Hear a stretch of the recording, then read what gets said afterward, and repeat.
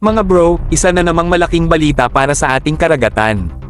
Nagpapatuloy ang Philippine government sa pagpapalakas ng ating maritime capabilities, 40 locally made patrol boats ang planong bilhin para dagdagan ang fleet ng Philippine Coast Guard, PCG. Hindi lang ito para sa maritime defense kundi pati na rin sa search and rescue operations. Ang kagandahan dito, gawang Pinoy ang mga bangkang ito. Ibig sabihin, hindi lang ang seguridad ng karagatan ang naaalagaan, kundi pati ang ating ekonomiya. Imagine, ang paggawa nito ay nagbubukas ng trabaho at nagpapalakas ng local shipbuilding industry. Support local at protektado ang bansa, isang win-win situation mga bro.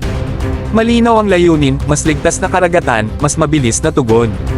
Sa tulong ng mga patrol boats na ito, mas magiging epektibo ang PCG sa law enforcement, maritime security, search and rescue, at environmental protection. Hindi biro ang lawak ng ating maritime jurisdiction, kaya't napapanahon na ang hakbang na ito. Sa panahon ngayon, ang presensya ng PCG sa ating karagatan ay mas mahalaga kaysa dati. Kailangan nating ipakita sa mundo na seryoso tayo sa pagbabantay sa ating teritoryo. At dahil locally made ang mga bangka, mas mabilis ang maintenance at mas madali ang pag-adapt sa operational requirements ng PCG. Mga bro, ito ay patunay na kaya ng Pinoy pagdating sa teknolohiya at depensa. Habang lumalakas ang ating PCG, mas naipapakita natin na handa tayong tumugon sa kahit anong hamon, lalo na sa West Philippine Sea. Ang mga patrol boats na ito ay hindi lang simpleng kagamitan kundi simbolo ng ating malasakit sa kapwa Pilipino at ating likas na yaman.